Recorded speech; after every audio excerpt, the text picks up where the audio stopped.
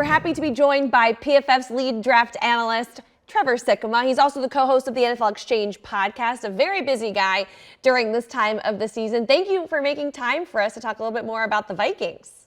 Of course, it's a team that we have to talk about every single week because it's one of the top 10 teams in the NFL. So it's great to be back on with you guys. Yeah, no, I love that you said that because after a hot start, the 5 straight wins, now back-to-back losses, the Vikings had a chance to get back in the win column. What are your thoughts on this team so far?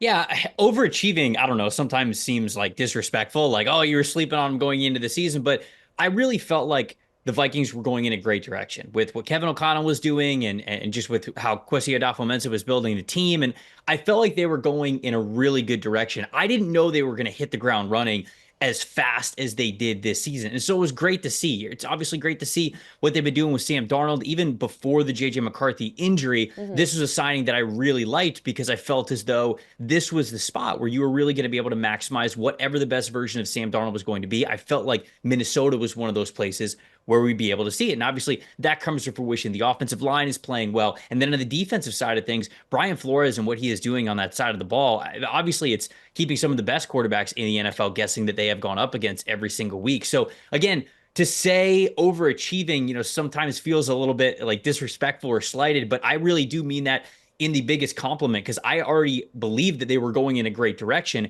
They're just further along to getting to that true winning window than I thought they were going to be. So it's really great when you see a team come together and play with the continuity that they have over the last couple of weeks, especially. Yeah, they've taken us for definitely a fun ride. They'll be back in action on Sunday for Sunday Night Football against the Colts, who've been in the headlines a lot lately regarding their quarterback position.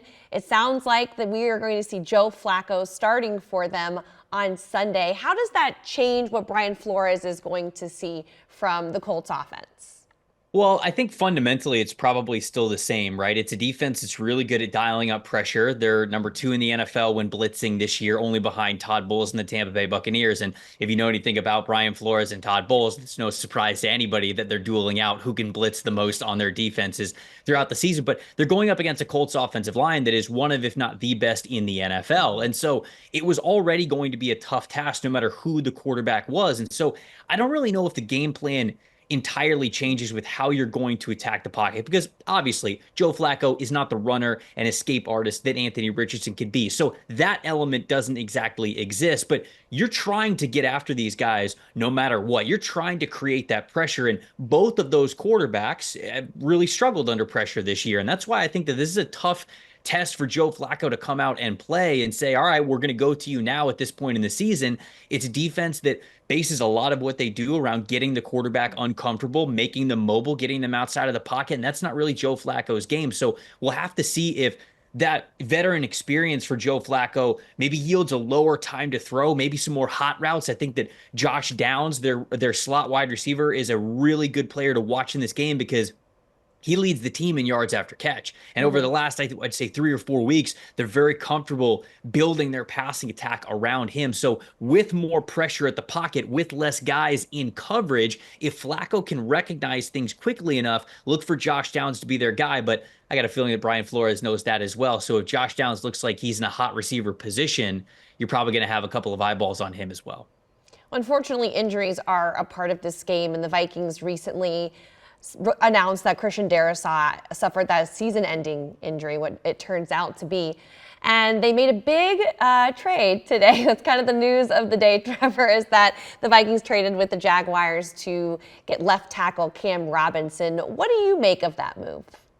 Yeah, I think it's a really great move by the Vikings. And again, sort of going back to my first answer, it talks about how much further along this team really feels like they are. Because if it was a season where, all right, yeah, I mean, we're going in the right direction, but really we're looking to hit the gas pedal for next year and beyond. Okay, maybe you don't make this move. Maybe you're okay with just saying, hey, this year it's going to kind of be what it's going to be. Unfortunately, Christian Darrisaw gets hurt, but Darrisaw goes down, and he's one of the most talented tackles in the game, make no mistake. And Cam Robinson has struggled throughout his time time in Jacksonville, but this year in particular, he has one of his highest pass blocking grades throughout the first half of this season. In fact, his pressure percentage is just 3.7%. It's one of the, again, the lowest marks that he's had on the year. So that's really what you are trying to get back in this trade. So I think it was a really good move by them to say, no, no, no, no, no. We're not just going to sit here and sulk and be like, ah, man, bad luck. Christian Darrisaw got hurt. We're going to continue to try to win this year. We really feel as though even though we're in a heavily competitive division, we've got a chance to be at the very top of it. And so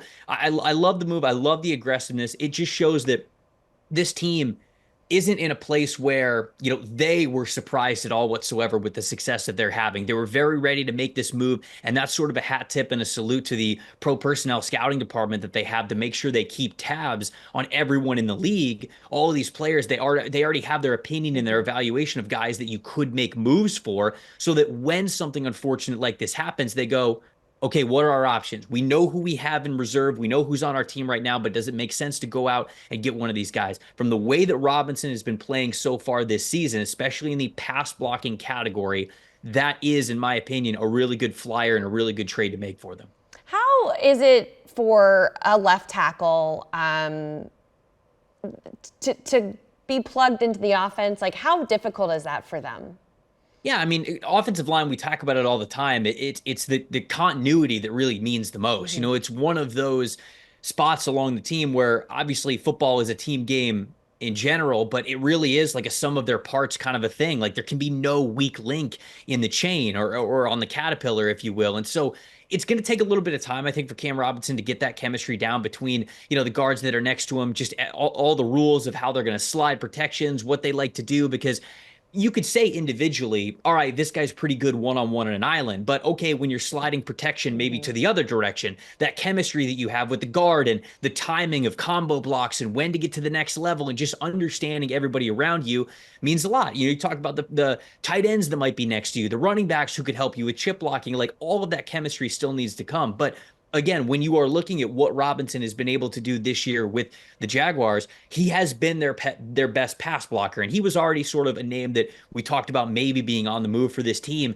And I think it makes a lot of sense for the Vikings to be this group that you bring him in. And so it'll take a little bit of time. It's hard to really imagine like, okay, he's going to have that chemistry right away. But Robinson, you got to think about this too, because these guys are human beings.